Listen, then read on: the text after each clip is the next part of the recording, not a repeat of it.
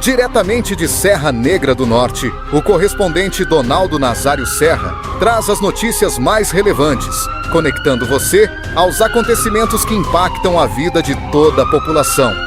O município de Serra Negra do Norte, por meio da Secretaria de Educação e Cultura, com o objetivo de preparar os estudantes para o Enem de 2025, vem realizando aulões preparatórios que estão acontecendo no auditório da Casa de Cultura Popular Oswaldo Lamartine de Faria. O cursinho preparatório é uma oportunidade gratuita para que os estudantes deste município se preparem de forma qualificada para o exame do Enem. O projeto foi instituído pela Lei nº 809/2022, datada do dia 30 de novembro de 2022, de autoria do vereador José Roberto Garcia de Araújo, do Partido dos Trabalhadores. Essa iniciativa mostra que é possível garantir uma educação gratuita e democrática, acreditando no futuro dos jovens serranegrenses. São oferecidos aulões em português, biologia, física, matemática, redação, geografia, química, com profissionais qualificados em educação de forma voluntária. Vem repercutindo muito no município de Serra Negra do Norte uma atitude por parte dos vereadores terem aprovado o projeto de lei de número 026/2025, aumentando assim o valor das diárias recebidas em viagens oficiais. O texto apresentado pelo presidente da Câmara, o vereador Jário Flauzino, Partido Verde, foi defendido sob o argumento de modernização e dignidade funcional. Cada vereador poderá receber a quantia de R$ 1.000 por dia de viagem dentro do país. Já com viagem com destino internacional, o valor sobe 150%, podendo chegar a R$ 2.500 por dia. Tudo isso com direito antecipado, com reajuste anual automático. Enquanto que a população enfrenta falta d'água, buraco nas estradas vicinais da zona rural e dificuldade econômica, a Câmara mostra assim agilidade em prol do bolso dos próprios vereadores. A Direção-Geral do Sinto Regional de Caicó promoveu neste final de semana um momento para beneficiar os educadores aposentados da entidade. O evento aconteceu no Hotel Parque das Fontes, em Beberibe, região metropolitana do estado do Ceará. Foram momentos de confraternização, de lazer, divertimento, tudo oferecido pelo Sinto Regional de Caicó. O passeio foi realizado sob a direção da Acauã Viagem e Turismo, administrado por Paizito e Jailson, diretores da entidade. Em nome da coordenadora geral do Sinto Regional de Caicó, Elinete, queremos agradecer de público e parabenizar a organização do evento, a todos os educadores aposentados, organizadores e a empresa Acauã Viagem e Turismo pelo grande momento de lazer e divertimento que aconteceu no final de semana, Hotel Parque das Fontes, em Beberibe, região metropolitana do estado do Ceará. De Serra Negra do Norte,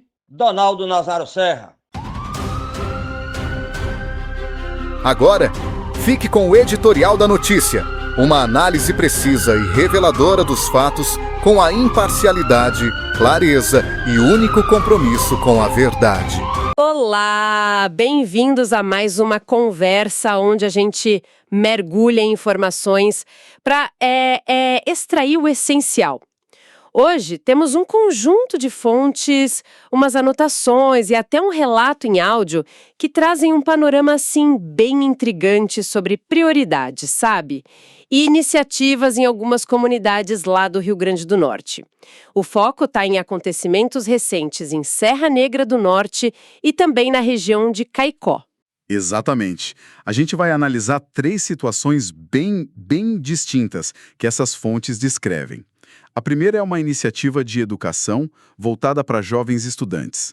A segunda, uma decisão administrativa que, pelo que os relatos indicam, gerou bastante debate sobre o uso de dinheiro público, né?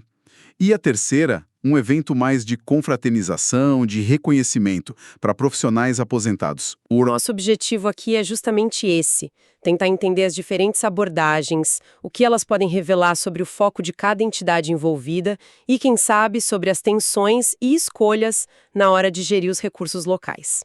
Então vamos começar a desembrulhar essa história? Partindo de Serra Negra do Norte, com uma notícia que parece olhar mais para o futuro. Sim, a primeira fonte que a gente viu destaca uma ação da Secretaria Municipal de Educação e Cultura de lá, de Serra Negra do Norte. Eles estão promovendo aulões preparatórios gratuitos para o Enem 2025. Uma oportunidade, né? Bem valiosa para os estudantes da rede pública e da comunidade em geral, para se prepararem para um exame que é tão decisivo. Isso mesmo. E as fontes, elas dão detalhes importantes. As aulas acontecem no auditório da Casa de Cultura Popular Oswaldo Lamartine de Faria, um espaço público central na cidade. O propósito declarado, assim, segundo o material que a gente analisou, é bem claro: democratizar o acesso à preparação para o ensino superior. É um investimento direto no potencial dos jovens da cidade. E não é algo feito de qualquer jeito, né? Pelo que eu entendi, tem uma base legal para isso, certo? Correto. O que eu acho particularmente interessante aqui é que o projeto não surgiu do nada, sabe? Ele é fruto de uma lei municipal específica, a número 809 de 2022, de 30 de novembro de 2022. Isso dá uma estrutura formal, né? Uma política pública estabelecida. E não só uma ação pontual. Mostra que teve um planejamento antes. E quem foi que propôs essa lei? As fontes chegam a mencionar? Mencionam, sim. A autoria da lei é de um vereador, o José Roberto Garcia de Araújo, que é afiliado ao Partido dos Trabalhadores. Isso indica que foi uma iniciativa que veio do Legislativo Municipal e que depois foi abraçada pelo Executivo, né? Através da Secretaria de Educação. Mas tem outro detalhe crucial que as fontes ressaltam e que eu acho vale a pena a gente comentar. Qual seria esse detalhe? O corpo docente. Quem está dando as aulas? Os professores que ministram essas aulas preparatórias são descritos como profissionais qualificados, ou da própria rede municipal ou voluntários da comunidade. E segundo as fontes, eles estão atuando de forma voluntária nesse projeto específico. Voluntária. Isso é bem significativo. Mostra um engajamento da comunidade forte, né? Para além da estrutura formal da prefeitura. Mas, ao mesmo tempo, levanta uma questão também, não? Sobre a sustentabilidade de um projeto assim a longo prazo, se ele depende só de voluntariado. Exatamente, é um ponto que as fontes não se aprofundam muito, mas que fica ali implícito. Por um lado, demonstram um capital social importante, um compromisso da comunidade com a educação dos jovens. Por outro, depender de voluntariado pode trazer desafios, né? De continuidade, de escala. De qualquer forma, o esforço inicial é bem notável. As fontes listam as matérias: português, biologia, física, matemática, redação, geografia e química. É uma cobertura curricular bem ampla para o Enem. Realmente um esforço considerável, junta iniciativa legislativa, ação do executivo e essa participação voluntária. Um exemplo claro de investimento no futuro educacional. Agora, é interessante que as mesmas fontes trazem uma outra história. Do mesmo município, Serra Negra do Norte, mas com um foco bem diferente e que aparentemente gerou reações bem distintas na comunidade. É um contraste notável, de fato. O material que a gente analisou detalha a aprovação, lá na Câmara Municipal de Serra Negra do Norte, de um projeto de lei. É o número 026 de 2025. E esse projeto trata do aumento no valor das diárias, aquelas que são pagas aos vereadores para cobrir despesas em viagens oficiais. Ah, as diárias. E a proposta veio de quem? Sim, e a proposta partiu do próprio presidente da Câmara na época, o vereador Jairo Flusino, do Partido Verde. A justificativa formal que foi apresentada no projeto e que está citada nas fontes é a necessidade de, abre aspas, modernização e dignidade funcional. Fecha aspas. Essa justificativa modernização e dignidade funcional é interessante? O que isso geralmente quer dizer nesses contextos assim, administrativos ou legislativos? As fontes dão alguma pista do que eles quiseram dizer com isso? Olha, as fontes não detalham a interpretação local específica disso, mas geralmente esse tipo de argumento é usado para justificar reajustes de valores que estariam, digamos, defasados pela inflação, ou para buscar uma equiparação com cargos ou funções em outras instâncias de poder, ou talvez outros municípios de porte parecido. É uma linguagem que tenta enquadrar o aumento como uma necessidade mais técnica ou de isonomia do que como um benefício puro e simples. Entendi. Faz sentido essa leitura.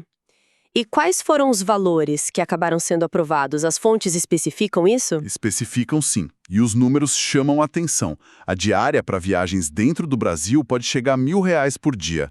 Já para viagens internacionais, o valor base tem um acréscimo de 150%, podendo atingir R$ 2.500 por dia. R$1.000 por dia para viagem nacional e 2.500 para internacional. Como esses valores se comparam? São considerados altos para um município do porte de Serra Negra?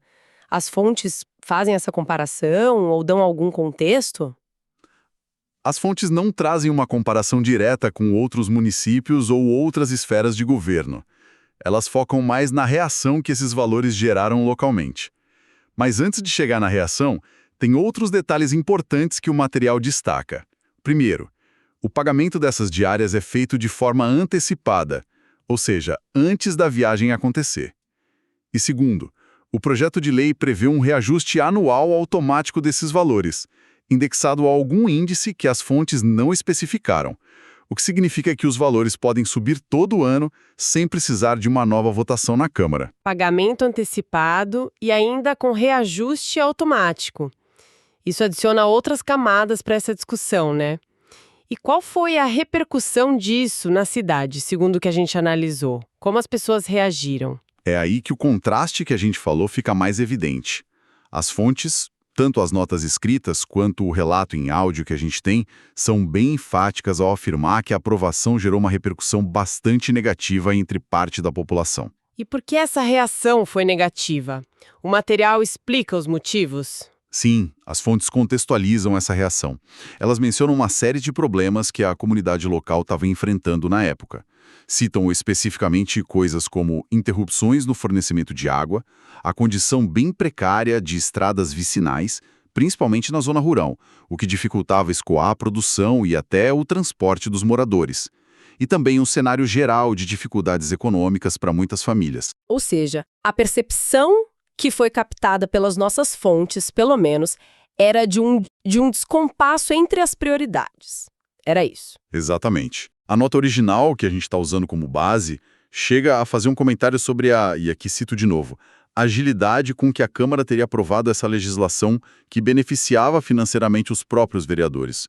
E essa agilidade era contrastada com a lentidão que se percebia na solução dos problemas mais urgentes da população. É importante a gente frisar aqui, estamos apenas relatando a observação e a crítica que está contida na fonte, não estamos endossando um juízo de valor, claro, mas essa percepção de prioridades desalinhadas é um ponto central no material que a gente analisou sobre esse caso específico. Fica bem claro o contraste dentro do mesmo município. De um lado, um investimento em educação que depende de voluntariado. De outro, uma decisão sobre gastos do legislativo que, embora justificada como modernização, encontrou resistência popular por causa do contexto de carências locais. Agora, vamos mudar um pouco o cenário geográfico e também o tipo de iniciativa, né? Vamos para a região de Caicó. Isso, nossa terceira fonte nos leva para uma ação organizada pelo Sintié Regional de Caicó. É importante só situar o Sintié rapidinho, é o Sindicato dos Trabalhadores em Educação Pública do Rio Grande do Norte. E a Regional de Caicó cobre os municípios ali daquela área. A iniciativa aqui foi bem diferente das que a gente viu em Serra Negra. Diferente como? Qual que foi o foco dessa vez? O foco foi nos educadores aposentados, aqueles filiados ao sindicato. A direção regional do Sint organizou um evento de confraternização e lazer para esse grupo específico. Foi uma viagem. Eles foram para o Hotel Parque das Fontes, que é um resort em Beberibe, lá no Ceará. E um detalhe bem relevante destacado nas fontes, a viagem e a estadia foram totalmente custeadas pelo próprio Sint para os aposentados que participaram. Ah, uma viagem de lazer toda paga pelo sindicato para os seus membros aposentados. Então, é uma ação mais voltada para o reconhecimento e para o bem-estar de quem já contribuiu. É isso? Precisamente. O propósito explícito, conforme está descrito no material, foi oferecer um momento de agradecimento, de lazer, de confraternização, valorizando esses profissionais que dedicaram a vida à educação na região. É uma forma de manter o vínculo, né? E oferecer um benefício tangível mesmo depois da aposentadoria. E as fontes dão mais detalhes sobre como isso foi organizado? Dão sim. Mencionam que a parte logística ficou a cargo de uma empresa local de turismo, a Cauã Viagem Turismo, que é administrada por Paisito e Jailson. Também citam a coordenadora-geral do Sint Regional de Caicó na época, a Elinete, como uma das lideranças que estava à frente da iniciativa. Isso mostra o envolvimento direto da gestão do sindicato na execução desse projeto que visa valorizar os aposentados. Interessante ver essa terceira via. Não é o poder público agindo diretamente, mas sim uma entidade de classe, um sindicato usando os recursos próprios para beneficiar um grupo específico de seus membros, nesse caso, os aposentados. Mostrar uma outra lógica de alocação de recursos e de definição de prioridades, né? Sem dúvida. O sindicato, nesse caso, ele atua com foco nos interesses e no bem-estar dos seus representados, especificamente um grupo que talvez precise desse tipo de reconhecimento e atenção depois que encerra a vida ativa profissional. É uma demonstração de como diferentes tipos de organizações operam, com missões e públicos bem distintos dentro desse ecossistema social mais amplo. Então tá, tivemos esses 3 flagrantes bem distintos lá do Rio Grande do Norte. Em Serra Negra, a prefeitura e os voluntários investindo na preparação dos jovens para o Enem. Na mesma cidade, a Câmara de Vereadores aprovando um aumento de diárias para eles mesmos, com uma justificativa de modernização, mas que gerou críticas no contexto local. E, em Caicó, o Sindicato dos Educadores investindo em lazer e reconhecimento para os seus aposentados. O que a gente pode tirar dessa justaposição toda? Olha, eu acho que o ponto central que emerge dessa análise comparativa é justamente a diversidade de prioridades e de lógicas de ação entre diferentes tipos de entidades. Faz sentido? A gente tem o Poder Executivo Municipal, no caso a Secretaria de Educação, focado no futuro, na educação de base. Tem o Poder Legislativo Municipal, a Câmara, voltado para sua própria estrutura e funcionamento, que é justificado como necessário, mas que foi percebido por alguns, segundo as fontes, como meio desconectada das urgências locais. E tem uma entidade representativa de classe, o SINT, focado no bem-estar e no reconhecimento de um segmento bem específico dos seus membros, que são os aposentados. Cada um agindo dentro do seu próprio mandato ou do seu propósito, mas com resultados e percepções bem diferentes na ponta. Exatamente. E isso ilustra um desafio que é fundamental em qualquer comunidade, né? Especialmente em municípios menores, talvez com recursos mais limitados, como o contexto dos problemas locais em Serra Negra parece sugerir. O desafio é como equilibrar as demandas e alocar os recursos. Investe mais nos jovens, mantém a máquina administrativa e legislativa funcionando adequadamente, e aí entra a discussão sobre o que é adequadamente, né? Ou reconhece e apoia quem já contribuiu no passado. Não parece ter uma resposta fácil ou única para encontrar esse equilíbrio, né? De forma alguma. As fontes que a gente analisou, elas não oferecem uma solução pronta. Elas só expõem as diferentes escolhas que foram feitas por cada entidade naquele momento específico. A iniciativa educacional parece ter tido amplo apoio, mas tem essa questão da dependência do voluntariado. A decisão sobre as diárias levanta perguntas sobre prioridades e sensibilidade ao contexto social da época. A ação do sindicato é super legítima dentro do propósito dele, mas, claro, beneficia um grupo específico. São exemplos bem concretos das tensões que são inerentes à gestão de recursos e à definição de prioridades em nível local. Mostra como a análise atenta dessas ações pontuais, que às vezes podem parecer pequenas ou isoladas, na verdade revela muito sobre como diferentes poderes e organizações funcionam na prática e quais valores acabam guiando as decisões deles. Perfeitamente. É quase um microcosmo das complexas negociações e disputas por recursos e por reconhecimento que acontecem em todas as esferas da sociedade. Ver esses exemplos assim lado a lado ajuda a gente a pensar sobre como essas decisões são tomadas e quais são os impactos reais e também os impactos percebidos por quem está lá. E com essa reflexão sobre as múltiplas faces da gestão local e das prioridades comunitárias que a gente observou através dessas fontes de Serra Negra do Norte, Caicó, a gente encerra a nossa conversa de hoje. Foi um olhar interessante sobre como diferentes necessidades e interesses coexistem e por vezes até entram em conflito, né? Fica talvez uma provocação final para quem nos ouve. Algo que as fontes levantam, mas não respondem diretamente. Considerando esses 3 focos que a gente viu, o futuro, os estudantes, o presente funcional, os vereadores e a estrutura da Câmara, e o passado contribuinte, os aposentados, como uma comunidade, como um coletivo, poderia dialogar e construir, quem sabe, consensos sobre o equilíbrio ideal na alocação de seus recursos, principalmente quando eles são escassos. Quais critérios deveriam pesar mais nessa balança? É uma questão bem complexa, sem dúvida, e que certamente reverbera em muitas outras comunidades Brasil afora. Algo para a gente continuar pensando. Você acabou de acompanhar as principais notícias de Serra Negra do Norte com o correspondente Donaldo Nazário Serra. que há mais de 50 anos vem levando informação com seriedade, compromisso e credibilidade a toda a comunidade do Seridó do Rio Grande do Norte e da Paraíba.